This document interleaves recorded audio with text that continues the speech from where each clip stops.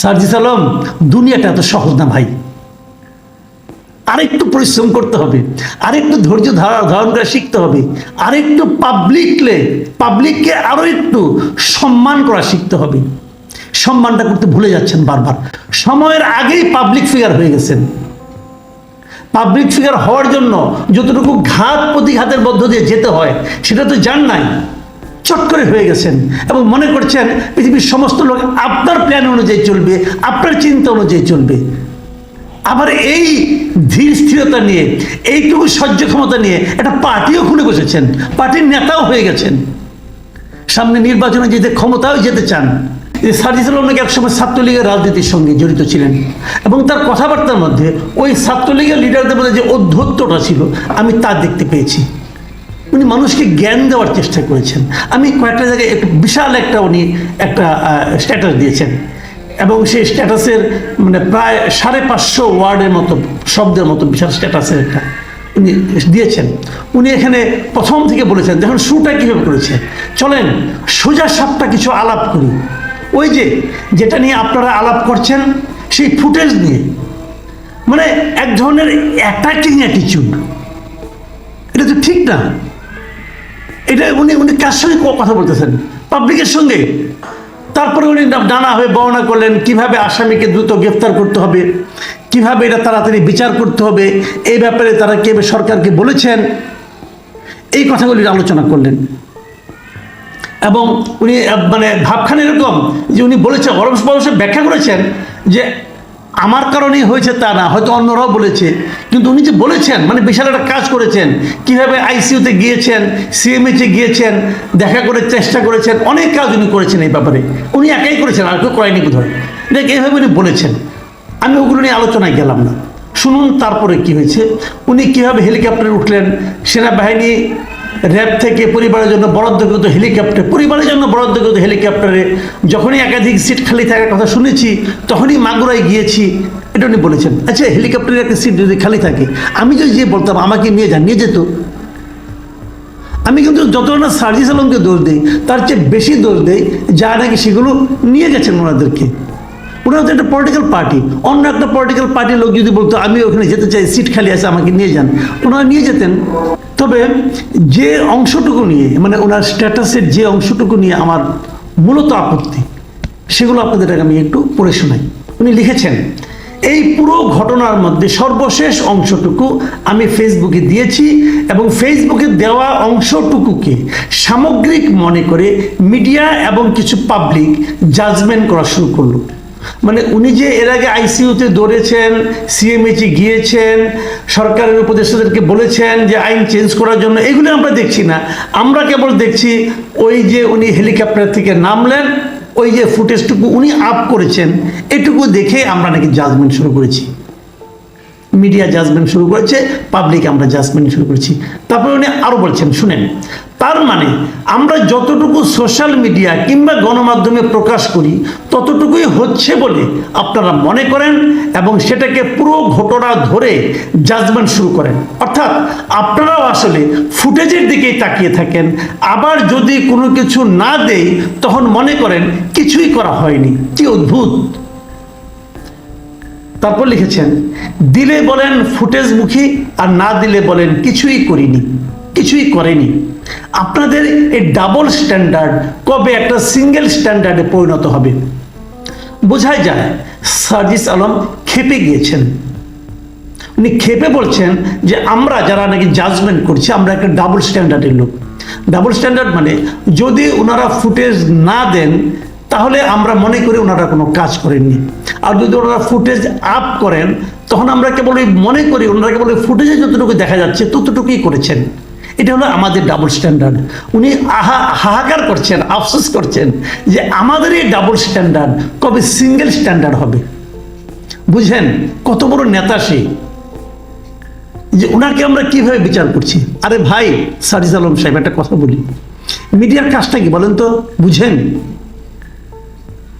Media ধরেন একটা মিটিংয়ে আপনি মনে করুন 32টা ইস্যু নিয়ে কথা বলছেন, মিডিয়া কোনটাকে দেখাবে?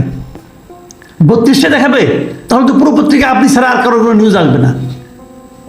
মিডিয়াতে পলিসি অনুযায়ী যে জায়গাটুকু কোট করা প্রয়োজন মনে করবে কেবল ততটুকুই করবে, বাকিটুকু তারা ধরবেই না।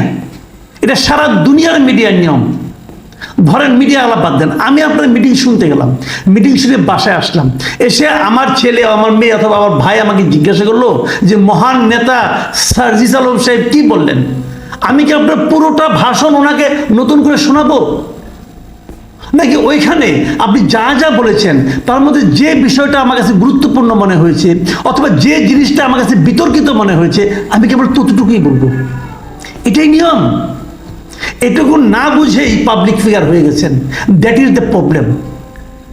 এটাই সমস্যা। সময়ের আগেই পাবলিক ফিগার হয়ে গেছেন। পাবলিক ফিগার হওয়ার জন্য যতটুকু ঘাত প্রতিঘাতের মধ্য দিয়ে যেতে হয় সেটা তো জান নাই, চট করে হয়ে গেছেন এবং মনে করছেন পৃথিবীর সমস্ত লোক আপনার প্ল্যান অনুযায়ী চলবে, আপনার চিন্তা অনুযায়ী চলবে। আবার এই ধীর স্থিরতা নিয়ে, এইটুকু সহ্য ক্ষমতা নিয়ে একটা পার্টিও খুলে বসেছেন, পার্টির নেতাও হয়ে গেছেন, সামনে নির্বাচনে যেতে ক্ষমতাও যেতে চান। সার্জিস আলম, দুনিয়াটা এত সহজ না ভাই। আরেকটু পরিশ্রম করতে হবে, আরেকটু ধৈর্য ধারণ করা শিখতে হবে, আরেকটু পাবলিককে আরো একটু সম্মান করা শিখতে হবে। সম্মানটা করতে ভুলে যাচ্ছেন বারবার। দেখেন আপনি আরো কি লিখেছেন।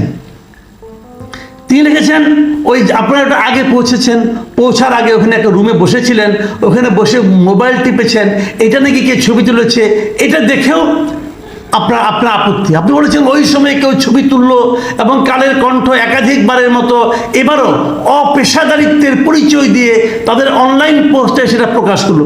কালের কণ্ঠ যেটা প্রকাশ করেছে সেটা যে অপেশাদারিত্ব, এটা বিচার করা আপনি কে ভাই? আপনি কে?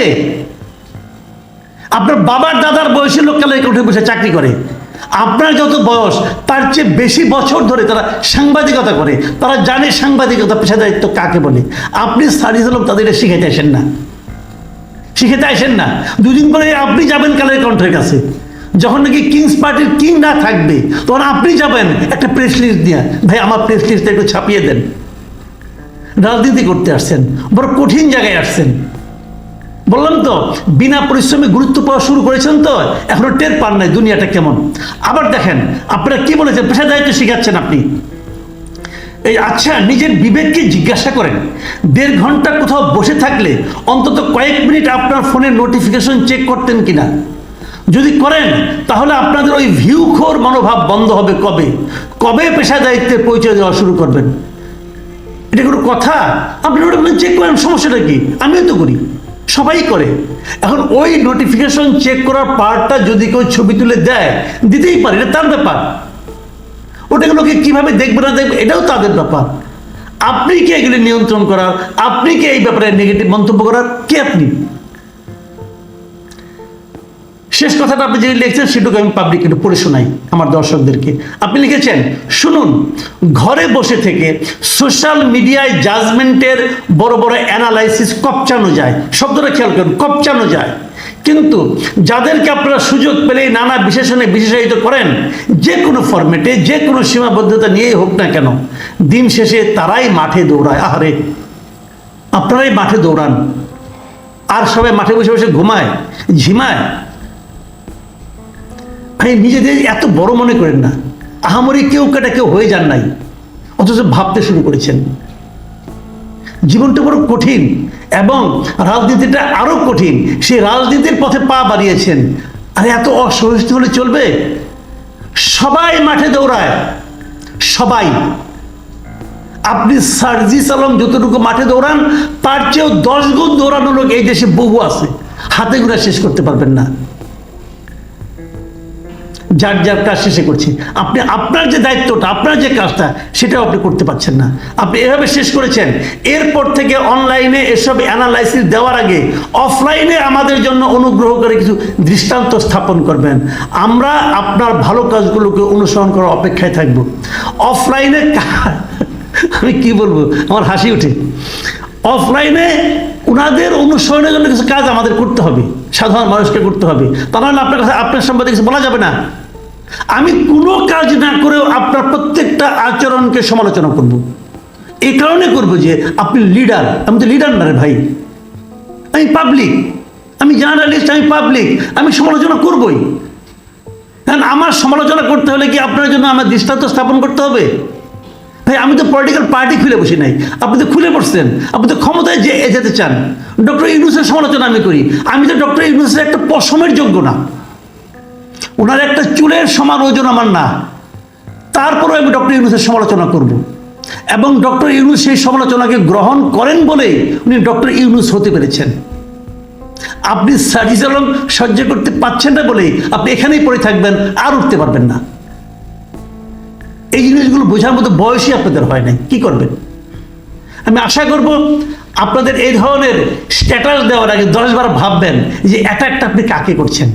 যাকে অ্যাটাক করছেন তার কাছ থেকে কিন্তু আপনার সমর্থন লাগবে, তার সমর্থন না হলে কিন্তু আপনি ক্ষমতায় যেতে পারবেন না।